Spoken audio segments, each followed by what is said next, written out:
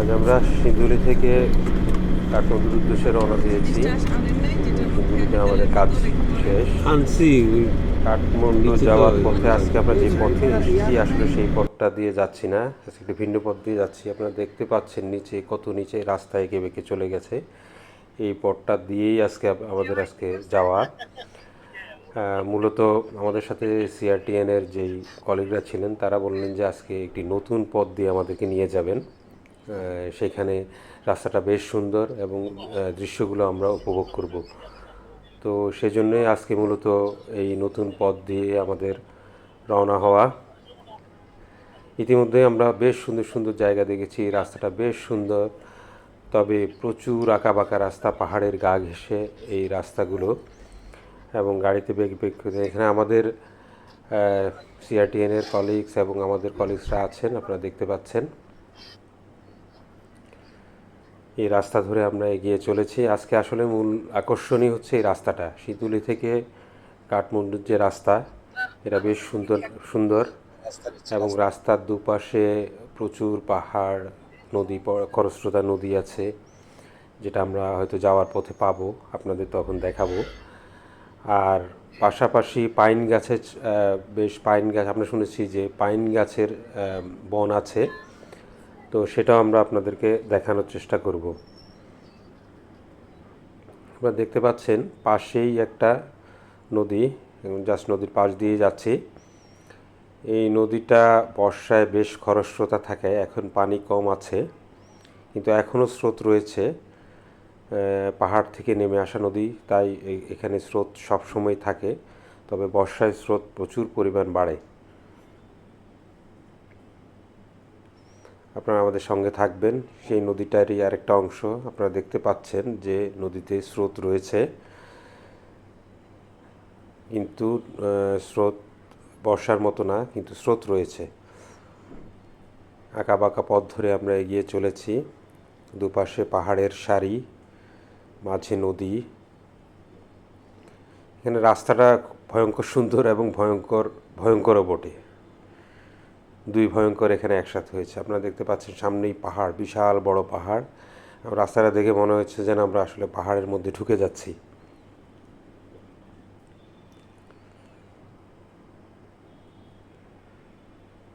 তো এই আঁকাবাঁকা পথ ধরে আমরা এগিয়ে চলেছি।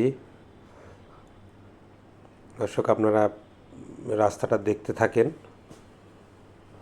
পাহাড় দেখতে থাকেন। আসলে নেপালের প্রত্যেকটা রাস্তাই পাহাড় ঘেরা রাস্তা, পাহাড়ের ভিতর দিয়েই করা, কারণ এটা একটা পাহাড়ি অঞ্চল এবং রাস্তাগুলো পাহাড়ের গা ঘেঁষে ঘেঁষে চলে গেছে।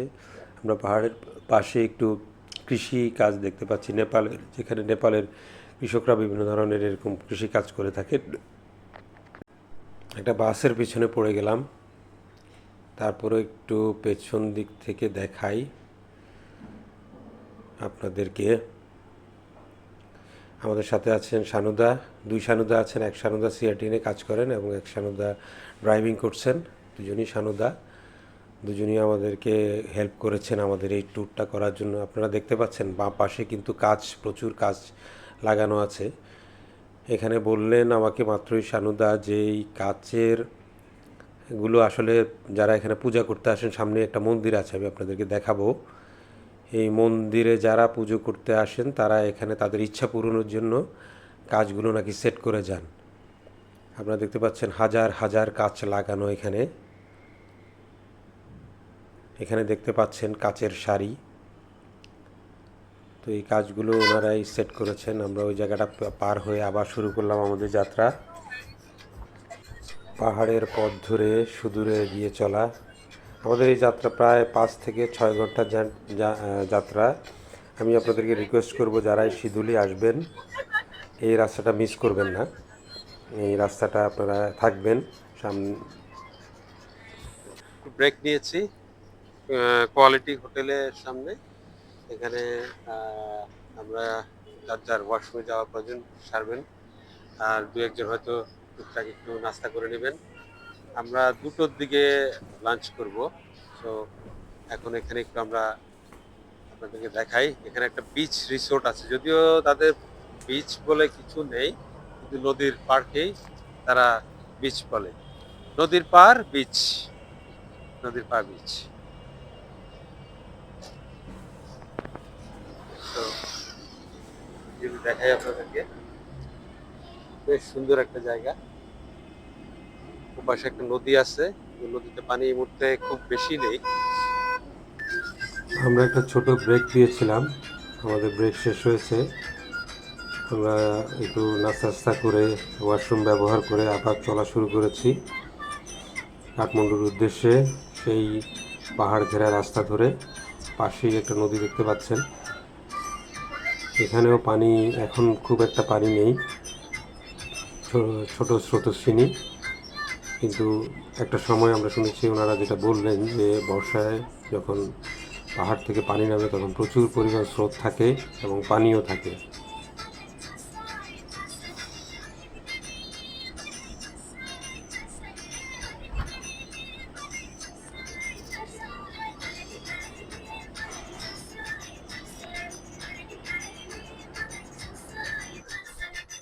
আমাদের সানুদা গান ছেড়ে দিলে, নেপালি গান শুনতে বেশ ভালোই লাগছে।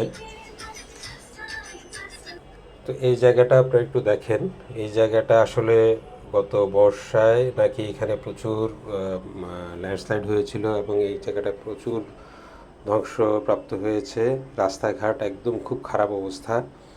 এখানে রাস্তার কাজ চলছে, আবার নতুন করে রাস্তার কাজ করছেন নেপাল গভর্নমেন্ট। সামনে দেখেন ধুলির ঝড়, একদম প্রচুর বাতাস, তার সাথে সমানে ধুলি উঠছে এবং গাড়ির সামনে থেকে একটু খুব ভালোভাবে দেখাও যাচ্ছে না। আসলে আস্তে আস্তে চালিয়ে যাচ্ছেন।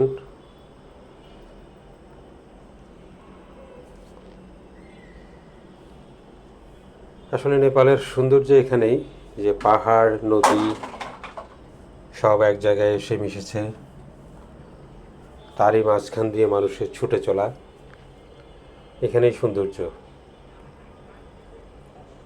তবে এখানে রাস্তাগুলো বর্ষায় বেশ চলাচল করা বেশ টাফ হয়ে যায় আমার কাছে মনে হয়, কারণ এখানে অনেক জায়গায় আমরা দেখেছি পথে পথে ল্যান্ডস্লাইডের চিহ্ন রয়েছে এবং এটা বেশ ম্যাসিভ ল্যান্ডস্লাইড।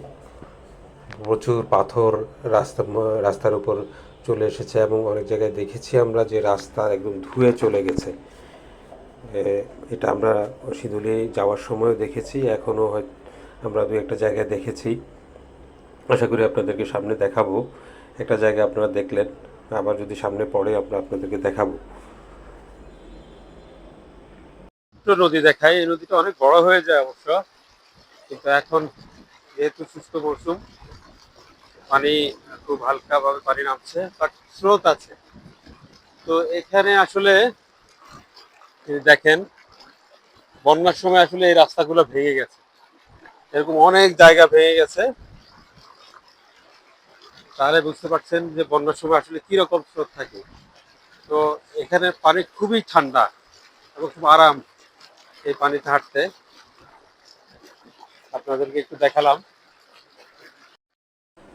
তো এখানে আমরা থেমেছি, কিছুক্ষণ থাকবো, আমরা একটু আশপাশটা দেখব, এই জায়গাটার নদীতে নামবো। এই নদীতে কিন্তু প্রচণ্ড স্রোত। আমি একটু মাঝখানে যাওয়ার চেষ্টা করেছিলাম, তো মনে হচ্ছিল আমাকে টেনে নিয়ে যাবে। যদিও খুব বেশি বড় নদী না, তারপরও প্রচুর স্রোত রয়েছে এই নদীতে এখনও। তাহলে বর্ষাকালে বুঝতেই পারছেন কী ধরনের স্রোত থাকে।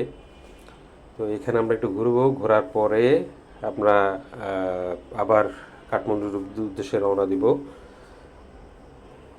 আর আপনাদেরকে দেখাতে থাকবো এই পথের সৌন্দর্য। আমাদের সাথে যেহেতু সিআরটিএন এর মেম্বাররা আছেন, তারাও এই পথটাতে আগে আসেননি। আমাদের সাথে অঞ্জনা আছে, অঞ্জনারও এই প্রথমবারই এদিকে আসা। সে খুব এক্সাইটেড এই জায়গাটা এসে, এত সুন্দর পরিবেশ দেখে। তো এখন বিকেল হয়ে আসছে, আমরা আবার যাত্রা শুরু করলাম। আপনারা দেখতে পাচ্ছেন সূর্যটা মাঝ আকাশ থেকে হেলে পড়েছে, তাই ছায়া পড়ছে, গরমটাও কমেছে। এখানে নেপালের ওয়েদারটা আসলে ভীষণ ভালো।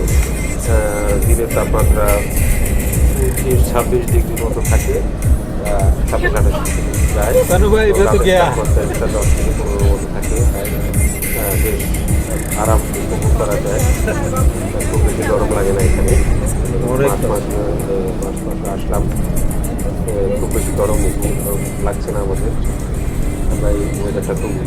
উপভোগ করছি। এই রাস্তা দেখতে দেখতে আপনাদেরকে চলেন আজকে আমরা কাঠমান্ডু পর্যন্ত নিয়ে যাব। আমরা শুনেছি একটু পরে নাকি পাইনের শাড়ি দেখা যাবে, তো আপনাদেরকে সেটা আমি একটু দেখাবো। এই যে শুরু হয়ে গেছে পাইনের শাড়ি। এখানে আপনি দেখতে পাচ্ছেন, আপনারা দেখতে পাচ্ছেন আসলে গাছ, পথের দুপাশে পাইন গাছ। জায়গাটা আমি জানি না ভিডিওতে কতটুকু ভালো দেখা যাচ্ছে, তো অসম্ভব সুন্দর একটা জায়গা। অনেকে গাড়ি হাত নিয়ে এখানে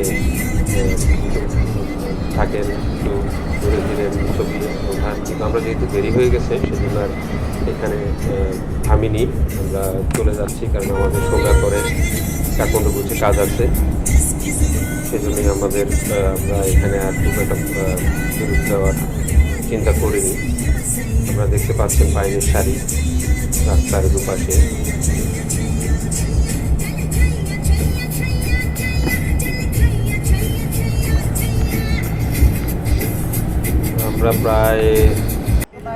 আমরা এখন প্রায় কাঠমান্ডুর কাছাকাছি। আমরা এখনই ভিতরে পৌঁছে যাব। আপনারা আমাদের সাথে থাকবেন, আমার চ্যানেল সাবস্ক্রাইব করবেন। আমি ভবিষ্যতে আরও ভিডিও নিয়ে আসবো আপনাদের জন্য।